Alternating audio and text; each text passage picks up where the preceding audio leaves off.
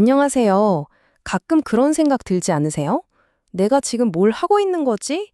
어디로 가야 할지 방향을 완전히 잃어버린 것 같은 느낌 말이에요. 오늘 바로 그럴 때 우리에게 꼭 필요한 뭐랄까 두 개의 나침반 같은 이야기를 좀 해보려고 해요. 네, 바로 이거죠. 나 지금 제자리 걸음만 하고 있는 거 아닐까? 하는 이 느낌. 아마 많은 분들이 고개를 끄덕이고 계실 것 같은데요. 오늘 이야기가 바로 여기서부터 시작됩니다. 자, 그럴 때 우리가 붙잡아야 할 아주 중요한 조언이 있어요. 바로 이겁니다. 인생에서 딱 두 가지만 기억하라는 건데요. 첫째는 삶의 의미, 그리고 둘째는 삶의 재미를 찾으라는 거죠. 이게 바로 우리가 길을 잃었을 때 우리를 꽉 잡아줄 두 개의 기둥 같은 거예요. 이 비유 정말 기가 막히지 않나요? 의미와 재미가 마치 새의 양날개 같다는 거예요.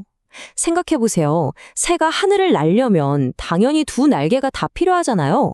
우리 인생도 똑같다는 거예요.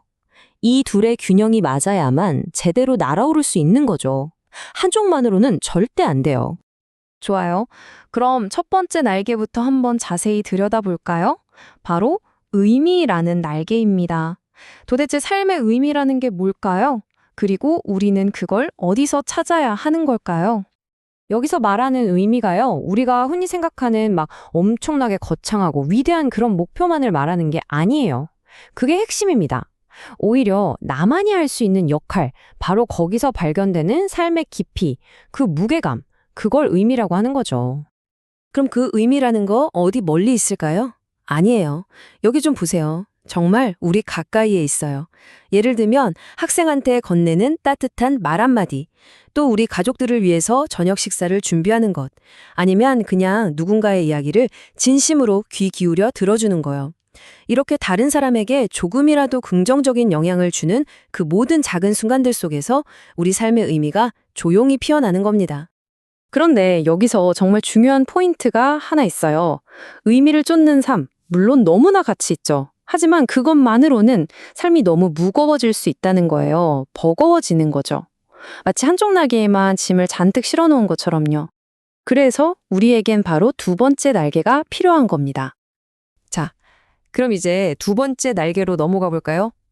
우리에게 활력을 불어넣어줄 바로 재미입니다. 이 재미라는 날개가 얼마나 중요한지 한번 같이 보시죠. 여기서 말하는 재미도 그냥 막 웃고 떠들고 시간 보내는 그런 가벼운 오락과는 좀 달라요. 그게 아니라 우리에게 활력을 주는 거예요. 지치고 힘들 때 우리를 다시 일으켜 세우는 에너지. 삶의 그 무거운 무게를 견디게 해주는 힘. 바로 그런 걸 재미라고 보는 거죠. 이 재미라는 것도요, 사실은 아주 사소한 데 숨어 있어요. 아침에 창문으로 싹 들어오는 그 햇살 같은 거, 아이들의 깔깔거리는 웃음소리, 친구랑 별거 아닌 얘기로 따뜻하게 대화 나누는 시간, 내가 좋아하는 취미에 푹 빠져 있는 그 순간, 또 좋아하는 음악 듣는 거. 이런 것들이요, 죄책감 가질 필요 없이 온전히 누릴 수 있는 그런 소박한 순간들이 다 재미인 거죠. 바로 이겁니다. 재미가 있어야 의미 있는 삶을 계속 살아갈 수가 있는 거예요. 지치지 않도록 계속 에너지를 주는 거죠. 의미라는 날개가 꺾이지 않고 계속 힘차게 날갯짓을 할 수 있도록 생명력을 불어넣어주는 역할, 그게 바로 재미입니다. 자, 그럼 만약에 이 두 날개의 균형이 깨지면 어떻게 될까요? 한쪽에만 너무 치우치게 되면 말이죠. 의미만 있거나 혹은 재미만 있을 때 우리 삶이 어떻게 되는지 한번 살펴보겠습니다. 이 표를 보시면 한눈에 들어오죠. 먼저 의미만 추구하는 삶, 어떨까요? 처음엔 보람이 있을지 몰라도 점점 삶이 무겁고 고단하게만 느껴져요. 결국엔 번아웃, 탈진으로 이어지기 쉽죠. 에너지는 없는데 희생만 하는 삶이 되는 거예요. 그럼 반대로 재미만 쫓는 삶은요.